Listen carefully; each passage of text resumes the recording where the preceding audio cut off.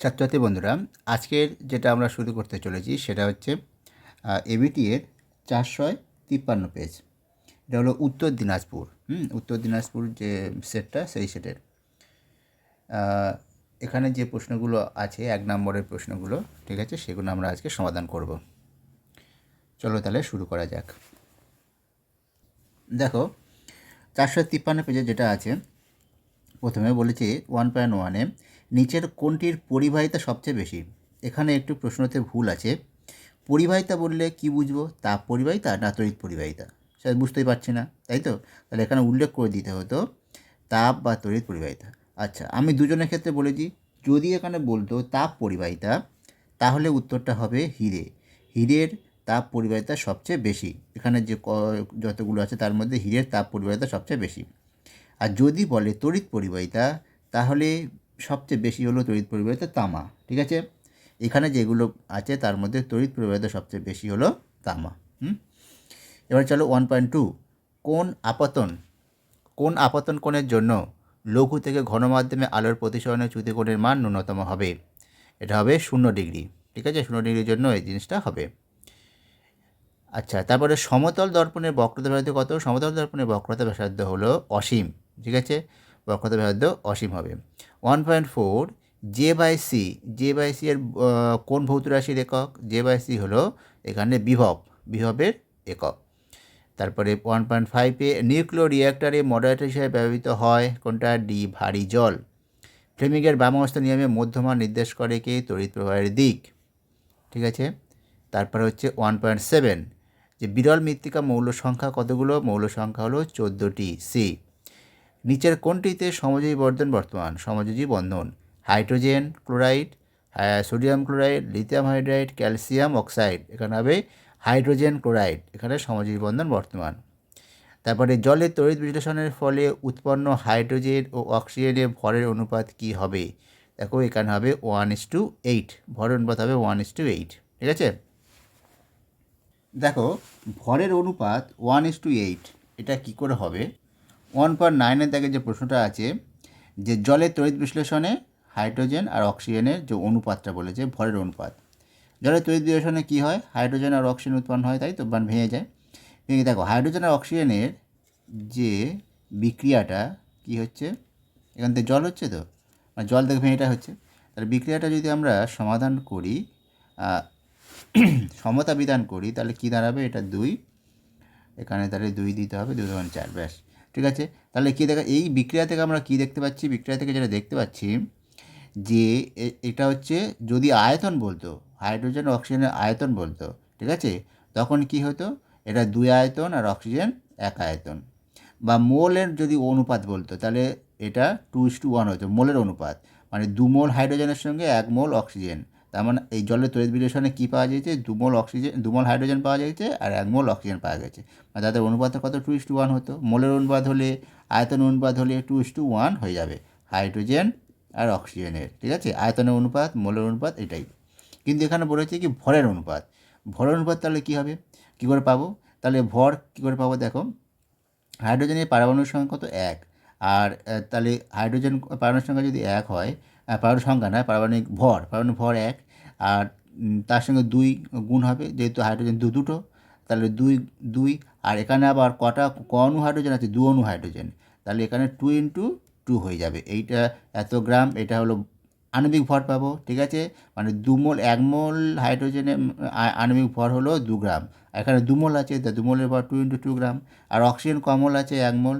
অক্সিজেনের দেখো পারমাণবিক ভর 16, আর দুটো অক্সিজেন আছে, তাহলে দুটো অক্সিজেনের জন্য 16 2 32, 1 × 32 হয়ে গেল এত গ্রাম। ঠিক আছে, মানে এটাই হয়ে গেল এত মোলের ভর, এটা এত মোলের ভর। 2 মোল হাইড্রোজেনের ভর, এটা 1 মোল অক্সিজেনের ভর হলো এটাই। তাহলে ভরটা কত হয়ে গেল? এখানে 4, এখানে 32। তাদের অনুপাত করলে কী দাঁড়ায়? 1:8। তাহলে ভরের অনুপাত পেলাম কি? 1:8। তাহলে কী করে হলো বোঝা গেল? এইভাবে হচ্ছে ভরের অনুপাতটা এসছে। এবারে 2.10-এ যে প্রশ্নটা আছে, যে কালাজ্বরের ওষুধ প্রস্তুতিতে ব্যবহৃত হয় কি? অ্যামোনিয়া, হাইড্রোজেন সালফাইড, ইউরিয়া না সালফিউরিক অ্যাসিড? এখানে উত্তরটা হবে ইউরিয়া। ঠিক আছে, উত্তরটা সির দাগে ইউরিয়া। তারপর 1.11-এর কোন খনিজটি আকরিক নয়? Bauxite, red hematite, zinc blend, iron pyrites. আকরিক নয় সেটা হলো আয়রন পাইরাইটিস। নিচের কোন কার্যকরী মূলকটি পরবর্তীটা কোন কার্যকরী মূলকটি ইথাইল অ্যালকোহলে উপস্থিত থাকে? ইথাইল অ্যালকোহল যেহেতু তাহলে OH, বি দাগ উত্তরটা হবে বি দাগেরটা বা OH। এবার ওজোন স্তর ক্ষয় করে কোনটি? Chlorine, oxygen, hydrogen, nitrogen. এখানে হবে ক্লোরিন, ঠিক আছে, উত্তরটা হবে ক্লোরিন। প্রমাণ উষ্ণতার মান, প্রমাণ উষ্ণতার মানে কী হবে? এগুলো সব কেলভিন স্কেলে দেওয়া আছে। এটা ভুল দেওয়া আছে, 237 দুই জায়গায় দেওয়া আছে, একটা 237 হবে, একটা 273 হবে, ঠিক আছে। প্রমাণ উষ্ণতা মানে কত? 0 ডিগ্রি সি উষ্ণতা। এবার 0 ডিগ্রি সিকে যদি আমরা কেলভিনে যাই কত হয়? 273 কে।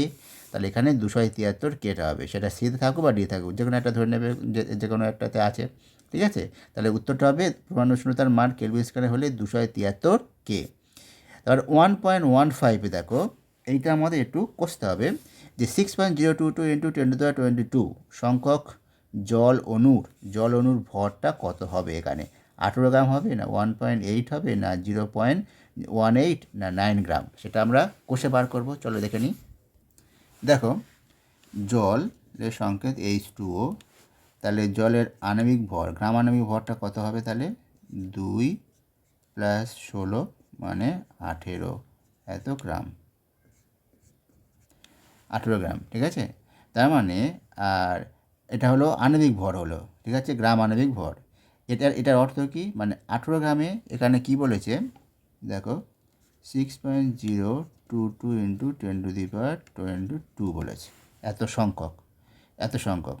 এটা হলো যে কোনো পদার্থের কি, একদম যে কোনো পদার্থের তোমার এটা, যে কোনো পদার্থে অনুসংখ্যাটা কতগুলো অণু থাকে?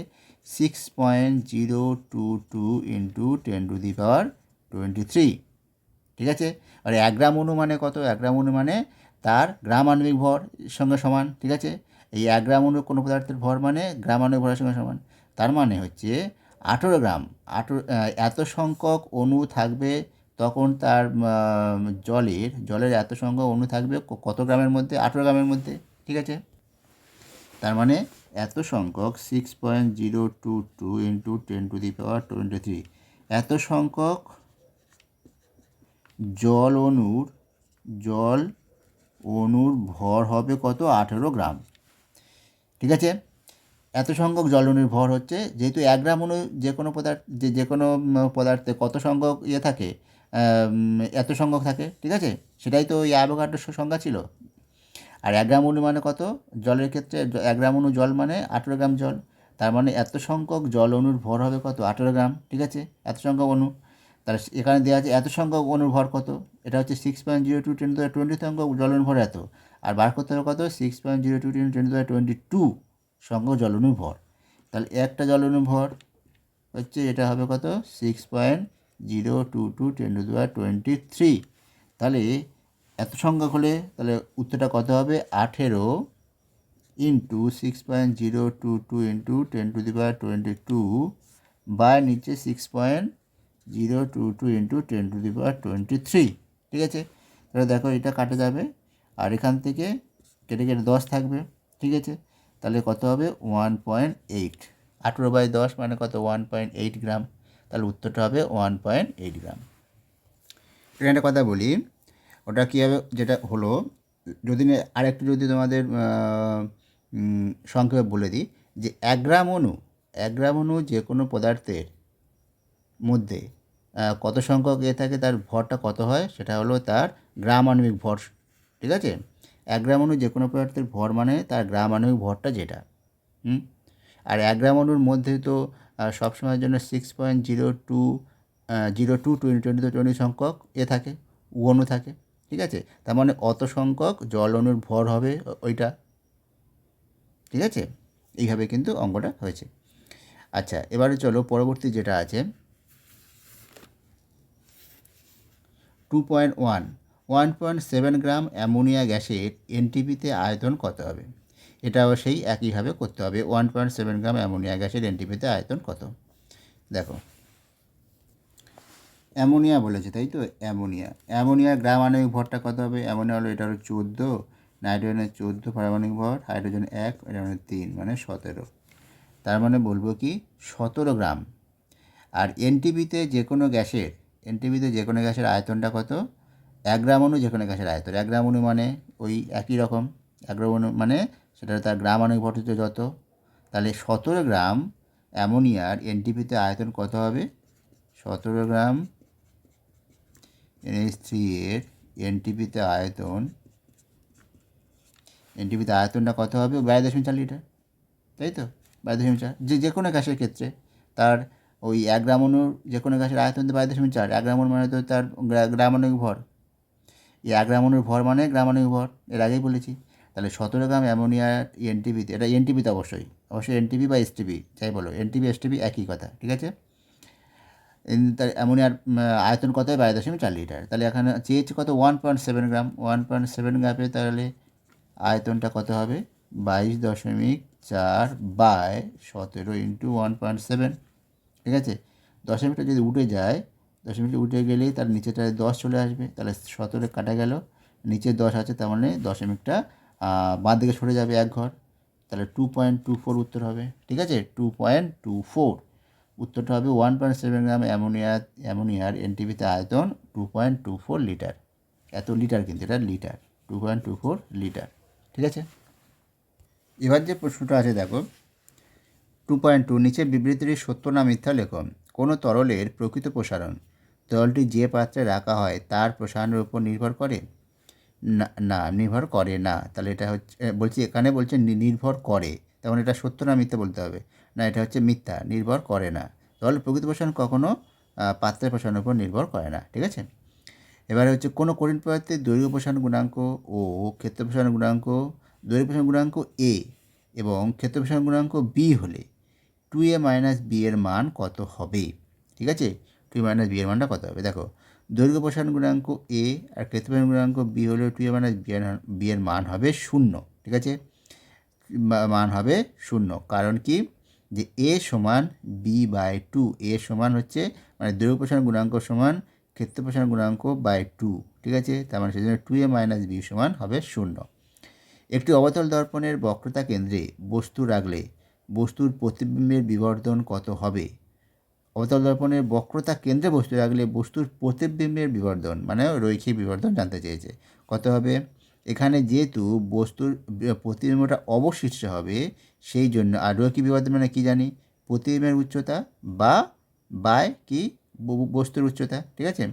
তাহলে প্রতিবিম্বের উচ্চতা, দেখো প্রতিবিম্বের যে উচ্চতাটা আর বস্তুর উচ্চতাটা এখানে সমান হবে, যেহেতু এটা বক্রতা কেন্দ্রে রাখা হয়েছে, বক্রতা কেন্দ্রে বস্তুটা রাখা হয়েছে, রাখলে তার প্রতিবিম্বের যে উচ্চতাটা বস্তুর উচ্চতার সঙ্গে সমান হয়, কিন্তু প্রতিবিম্বটা বস্তুর উল্টো দিকে হয়, ঠিক আছে? মানে বস্তুর অবশীর্ষ, মানে বস্তু যদি এরমভাবে দাঁড়িয়ে থাকে, প্রতিবিম্বটা উল্টো হয়ে থাকবে, ঠিক আছে? এটাই, সেই জন্য এখানে প্রতিবিম্বের বিবর্ধনটা আমরা নেব -1।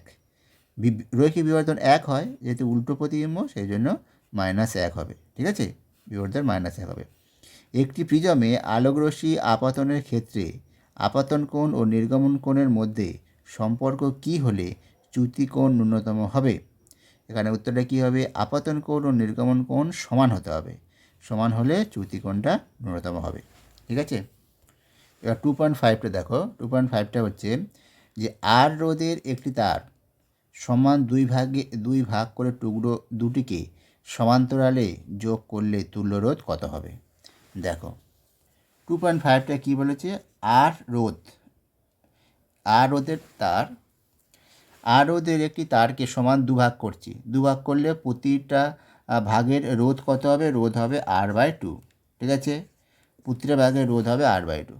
তাহলে এই দুটো রোধকে যদি আমি সমান্তরালে যোগ করে বলেছে, যোগ করে তার তুল্য রোধ কত হবে? তুল্য রোধ আমরা কী জানি? R1 R2 যদি দুটো রোধ হয়, তার তুল্য রোধ কী হয়? R1 plus R2 by R1 into R2। তাহলে এখানে তুল্য রোধ কবে? এটা plus by R2 R/2 into R/2, ঠিক আছে? তাহলে একটা R/2 কেটে যাবে, কেটে গেলে উপর থেকে কমন নিয়ে তাহলে 2 পড়ে থাকবে উপরে, এখানে উপরে তো 2 ইন্টু R/2 থাকছে, আর নিচে তো R/2 ইন্টু R/2, তাহলে একটা R/2 কেটে গিয়ে 2/r/2 মানে এখানে 4/r হচ্ছে, ঠিক আছে, 4/r, এটাই হবে তুল্য রোধ, ঠিক আছে। এটা কিন্তু এত ওম হবে কিন্তু রোদের যা একক, ঠিক আছে, মাথায় রাখবে। এখানে যেহেতু কোনো একক দেয়নি তাই তোমরা একক না দিলেও কোনো অসুবিধা নেই, ওম, ঠিক আছে। এবারে দেখো পরবর্তী যেটা আছে যে 2.6-এ আমাদের দেশে এসি মেন্সের কম্পাঙ্ক কত? এসি মেন্সের কম্পাঙ্ক হলো 50 হার্টজ। দেখো সেটা হলো 50 হার্টজ, এটা হলো এসি মেন্সের কম্পাঙ্ক। এবার দেখো পরবর্তী যেটা আছে 2.7, ধনাত্মক আধানযুক্ত তেজস্ক্রিয় কণার নাম লেখো। ধনাত্মক আধানযুক্ত তেজস্ক্রিয় কণার নাম কী হবে? ধনাত্মক আধানযুক্ত তেজস্ক্রিয় কণা নাম হবে আলফা কণা, আলফা ধনাত্মক আধানযুক্ত তেজস্ক্রিয় কণা, ঠিক আছে। তারপরে অথবা ওই 2.7-এ অথবা প্রশ্ন, কোনো তেজস্ক্রিয় পরমাণুর নিউক্লিয়াস থেকে একটি আলফা কণা নির্গত হলে অপত্য পরমাণুর পারমাণবিক সংখ্যা ভর সংখ্যা কীভাবে পরিবর্তিত হয়? কীভাবে পরিবর্তিত হয়? দেখো অপত্য পরমাণুর পারমাণবিক সংখ্যাটা 2 একক কমে আর ভর সংখ্যা 4 একক কমে, ঠিক আছে। এটাই বলবে আলফা কণা নির্গত হলে, একটা আলফা কণা নির্গত হলে পারমাণবিক সংখ্যা 2 একক কমে এবং ভর সংখ্যা 4 একক কমে। এবারে দেখো 2.8-এর যে স্তম্ভ মেলাও প্রশ্নটা আছে এটা কিন্তু আমরা করে দিয়েছি আগে, ঠিক আছে। এই স্তম্ভ মেলাও প্রশ্নগুলো নিয়ে একসাথে স্তম্ভ মেলা একটা ভিডিও আছে, সেটা তোমরা দেখে নিও, ঠিক আছে। সেই ভিডিও এটা আমরা করে দিয়েছি, আমরা এর লিঙ্কটা ডান দিকে দিয়ে দেবো, সেই ভিডিওর লিঙ্কটা ওখান থেকেও দেখে নিতে পারো। এবার দেখো 2.9-এ নিচে বিবৃতিটি সত্য না মিথ্যা লেখো। তড়িৎ লেপনে কম সক্রিয় ধাতুর উপর বেশি সক্রিয় ধাতুর প্রভাব দেয় না, এটা মিথ্যা। কেননা বেশি সক্রিয় ধাতুর উপর কম সক্রিয় বলেই তো সেটা ভালো থাকবে, তাই না? বেশি সক্রিয় হলে সেটা বিক্রিয়া করবে, সেজন্য এটা হবে মিথ্যা। একটি যৌগের উদাহরণ দাও যার জলীয় দ্রবণ মৃদু তড়িৎ বিশ্লেষ্য, মানে এখানে মৃদু তড়িৎ বিশ্লেষ্য পদার্থের উদাহরণ চেয়েছে। Acidic acid, formic acid, boric acid, এগুলো বলবে, যে কোনো একটা দিয়ে দিলে হয়ে যাবে। তারপরে ক্যাটায়নগুলি অথবার প্রশ্ন, ক্যাটায়নগুলি কোন তড়িৎদ্বার থেকে ইলেকট্রন গ্রহণ করে? ক্যাটায়ন তো পজিটিভ, তাই সে নেগেটিভ তড়িৎদ্বার থেকে ইলেকট্রন গ্রহণ করবে, ক্যাথোড থেকে ইলেকট্রন গ্রহণ করবে। তারপর 2.11, অ্যালুমিনিয়াম ক্লোরাইডের জলীয় দ্রবণে অ্যামোনিয়ার জলীয় দ্রবণ যোগ করলে যে অধক্ষেপ পড়ে তার সংকেতটা কী হবে? তার সংকেতটা হবে, দেখো এটা সংকেত দেখতে বলেছে AlOH3, অ্যালুমিনিয়াম হাইড্রোক্সাইড, এটাই হবে তার সংকেত। এবার একটি গ্যাসের 2.12, একটি গ্যাসের নাম লেখো যা জলের নিম্ন অপসারণ দ্বারা সংগ্রহ করা হয়। দেখো নিম্ন অপসারণ দ্বারা অনেকগুলো হয়, হাইড্রোজেন, অক্সিজেন, ঠিক আছে, যে কোনো একটা বলে দেবে। এবার দেখো ওই 2.12-এর অথবার প্রশ্ন, উত্তপ্ত ম্যাগনেসিয়ামের সাথে নাইট্রোজেন গ্যাসের বিক্রিয়ায় উৎপন্ন যৌগের সংকেত চেয়েছে। সংকেতটা দেখে নাও, Mg3N2, ঠিক আছে, Mg3N2, এটাই উত্তর যৌগটা হবে, এটাই Mg3, আচ্ছা ম্যাগনেসিয়াম বলেছে, হ্যাঁ Mg3N2। তারপরে 2.13, পিতলের কোন উপাদানটির শতকরা পরিমাণ সবচেয়ে বেশি? পিতলে কী থাকে? কপার থাকে আর জিঙ্ক থাকে, ঠিক আছে, তাহলে কপারের পরিমাণটা বেশি থাকে সব থেকে, ঠিক আছে, পিতলে। দেখো পরবর্তী যে প্রশ্নটা আছে যে 2.14, যে 3টি কার্বন পরমাণুযুক্ত অ্যালকাইনে উপস্থিত হাইড্রোজেন পরমাণুর সংখ্যা কত? 2.14-এ আছে কি 3টি কার্বন পরমাণুযুক্ত অ্যালকাইন, 3টে কার্বন বলেছে, ব্যাস। দেখো তোমরা নিজেরাই করে নিতে পারবে, দেখো নিয়মটা শিখিয়ে দিচ্ছি। 3টে কার্বন অ্যালকাইন বলেছে, 3টে কার্বনের মধ্যে দেখো দুটো কার্বনের মধ্যে অ্যালকাইন মানে 3টে বন্ধন থাকবে, ঠিক আছে, 3টে বন্ধন থাকবে অবশ্যই। আর দুটো কার্বনের মধ্যে কি 3টে বন্ধন থাকবে? কখনো থাকতে পারবে না, কারণ না একটা কার্বনের 4টে বন্ধন থাকতে পারে, 3টে বন্ধন তো এদিকে হয়ে গেছে, তাহলে এদিকে একটা, 4টে, ঠিক আছে, ব্যাস এই হয়ে গেল। এবার হাইড্রোজেনের সংখ্যা কতগুলো নেওয়া যায় দেখে নাও। এবারে এই যে কার্বনটা, এর তো 3টে বন্ধন পূরণ হয়ে গেছে, ঠিক আছে, তাহলে আর একটা হলে হয়ে যাবে, ঠিক আছে, যোজ্যতা। তাহলে সেই একটাতে হাইড্রোজেন একটা ধরতে পারে, আর এই কার্বনের ক্ষেত্রে তো 4টে পূরণ হয়ে গেছে, আর এর ক্ষেত্রে 3টে বাকি আছে, তাহলে এখানে 3টে ধরতে পারে, একটা, 3 দিকে 3টে, 2টো আর 3টে, তাহলে মোট কটা হাইড্রোজেন হচ্ছে? হাইড্রোজেন একটা, দুটো, তিনটে। তাহলে যেটা প্রশ্ন করেছিল 3টি কার্বন পরমাণুযুক্ত অ্যালকাইনে উপস্থিত হাইড্রোজেন পরমাণুর সংখ্যা কটা হলো? 4টে। ঠিক আছে, সংখ্যা হবে 4টি। এবার মিথেন অণুতে হাইড্রোজেন কার্বন হাইড্রোজেন বন্ধন কোণের মান কত? বন্ধন কোণের মান 109 ডিগ্রি 28 মিনিট। 109 degree 28 minute. তারপরেরটা 2.16 না 15 অ্যাসিটিক অ্যাসিডের মধ্যে সোডিয়াম বাইকার্বনেট যোগ করলে কোন গ্যাস উৎপন্ন হয়? দেখো, এটা উৎপন্ন হবে কার্বন ডাইঅক্সাইড গ্যাস উৎপন্ন হয়। এবার 2.16 কী বলে যে বিদ্যুৎ ক্ষরণের সময় কোন গ্যাস ওজোন স্তর ধ্বংসে সহায়তা করে? কোন গ্যাস?